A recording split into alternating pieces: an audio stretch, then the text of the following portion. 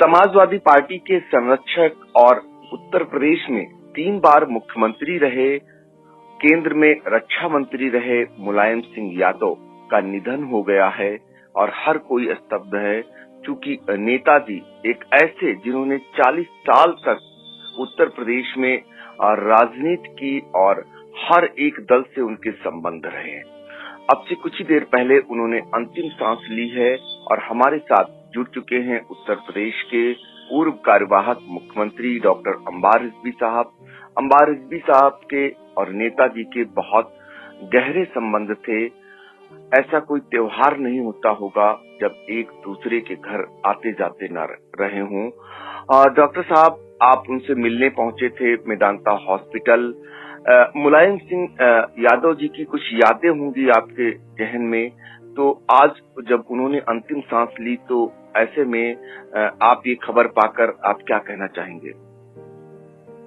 देखिए, मेरे आपने ऐसी खबर सुनाई है जैसे कोई किसी जगह बिजली सी गिर गई हो।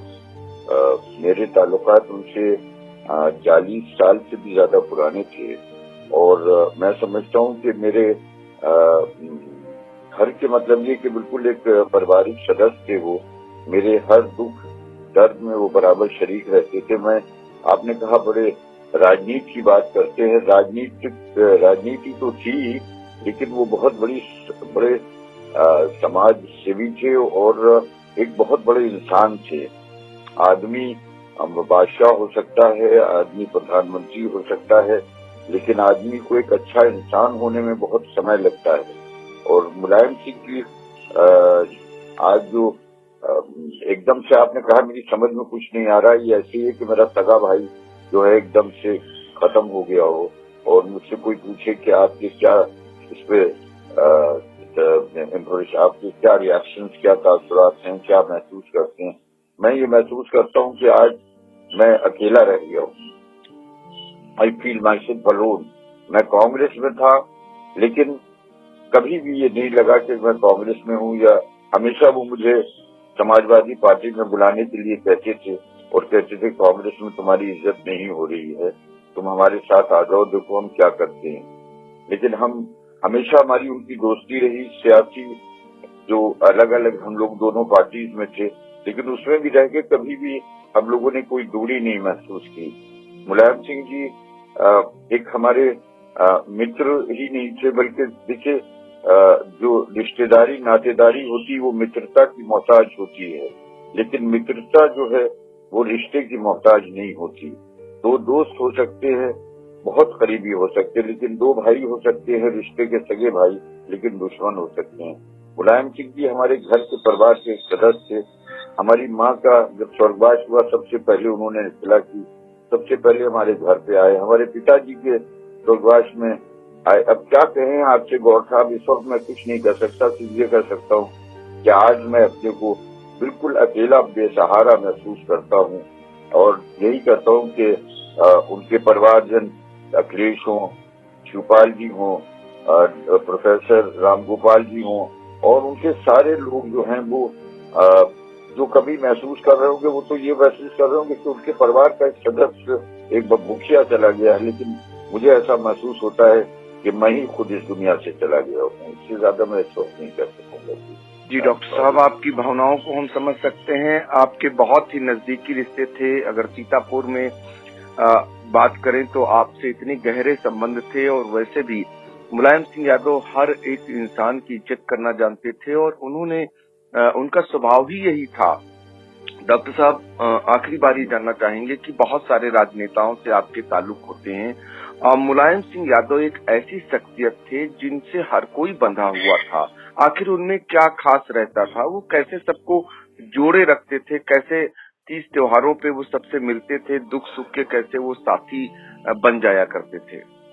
देखिए, उन्होंने जिंदगी शुरू की थी और वो जिंदगी की जो जिसे कहते हैं कि मुश्किलें होती हैं, तलखियां होती हैं, कड़वाहट होती है, संघर्ष होता है, किस तरह से गरीबी से टकराया जाता है, किस तरह से आदमी जो है वो समाज के अंदर जब लोग इज्जत की नजर से नहीं देखते कि ये पिछड़े वर्ग का है या कुछ है, उस सारे दौर से निकले थे। और एक अध्यापक थे वो, तो उन्होंने हर चीज को बहुत स्टडी किया था। और वो जब राजनीति के अंदर वो हमेशा इस बात का ख्याल करते थे। मुझे एक बात याद आई कि एक बार मैं उनके साथ बैठा हुआ था। ऐसे तो हजारों, मैंने अपनी जो आत्मकथा लिखी उसमें मुलायम सिंह जी का बहुत जिक्र किया है, लेकिन मुझे ये नहीं पता था कि मैं भी काश के मैं चला जाता और मेरी भी जिंदगी मुलायम सिंह जी को लग जाती। वो ये महसूस एक मतलब एक उनकी पार्टी के लोग, पार्टी के बहुत अच्छे कपड़े पहने हुए लोग आए और मुलायम सिंह जी बैठे हुए थे। उन्होंने देखा, उनका नाम मैं नहीं लूंगा, उनसे कहा कि तुम ये बताओ कि तुम इतने अच्छे कपड़े लेके गरीबों के बीच में जाते हो तो तुम्हें कोई शर्म और कोई लज्जा नहीं आती किसी तरह से कि वो इस तरह से हो, तुम इस तरह के कपड़े पहने हो।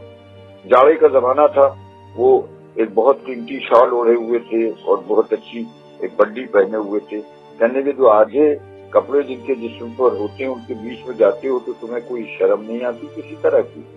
तो वो उस तरह के आदमी थे, जमीनी आदमी थे। तो दूसरों से फर्क ये है, अब चंद लोग जो हैं जिस तरह से, अब फॉर एग्जाम्पल ये दिया जाए कि हमारे जो प्राइम मिनिस्टर है वो भी गरीबी के उस लेवल से ऊपर आए हैं, उन्होंने भी संघर्ष देखा है। तो उन्होंने ये संघर्ष देखा तो यही वजह थी कि वो हर उस आदमी को, चाहे वो किसी पार्टी का हो, अगर वो परेशान होता था, मुश्किल में होता था तो उसकी वो मदद करते थे। और वो ये नहीं देखते थे वो किस पार्टी का है, किस तबके का है, किस धर्म का है, किस क्लास का है, वो नहीं देखते थे। वो बहुत बड़े इंसान थे। ऐसे आदमी जो है मुश्किल से पैदा होते हैं। वो मुझे उर्दू का शेर याद आ रहा है कि मत सहल हमें जानू फिरता है फलक बरसों मत सहल हमें जानू फिरता है फलक बरसों, तब खाक के पर्दे से इंसान निकलता है। ऐसे ही मुलायम सिंह जी थे, उस खाक के इस धरती से उठे थे। इस धरती में सबको मिल जाना है, कोई बात नहीं, कोई नहीं बचेगा। लेकिन मुलायम सिंह जी के जैसे लोग कम पैदा होंगे, कम आएंगे, कम ऐसे समाज से भी पैदा होंगे।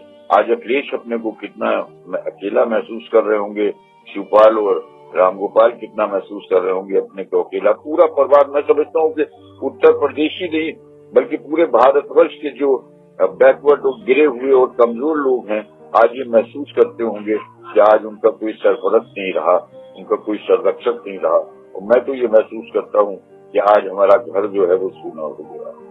बिल्कुल, मैं समझ सकता हूँ डॉक्टर साहब आपकी भावनाओं को, क्योंकि डॉक्टर साहब आपके बहुत अच्छे रिश्ते मुलायम सिंह जी से थे और आप उन्हें देखने भी पहुंचे हुए थे। तो ये थे डॉक्टर अम्बार। ये है कि मैं कल तो आया था, अगर कल ना मैं गया होता, इससे पहले मेरी तबीयत ठीक नहीं थी, मैं जा नहीं पाया था। लेकिन क्योंकि जरा सा खांसी वगैरह आ रही थी, वो अस्पताल में इस तरह से जाना मुनासिब नहीं था। मैं कल हुआ है, अगर मैं न जाता तो शायद जिंदगी भर ये कसक और ये चीज मुझे रहती कि मैं वहां नहीं पहुंच पाया।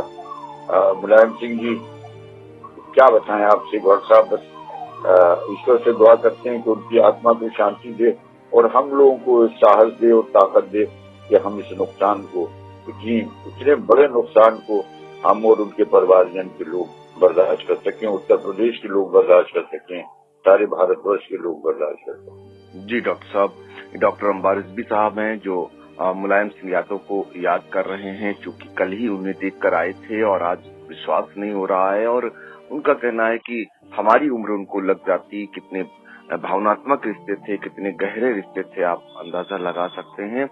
डॉक्टर साहब आपका बहुत बहुत शुक्रिया। शुक्रिया गौर साहब, बड़ी सवेरे बड़ी दर्दनाक और बड़ी दुख भरी खबर सुनाई आपने। ईश्वर हम सबको साहस देके बर्दाश्त कर सकें। धन्यवाद।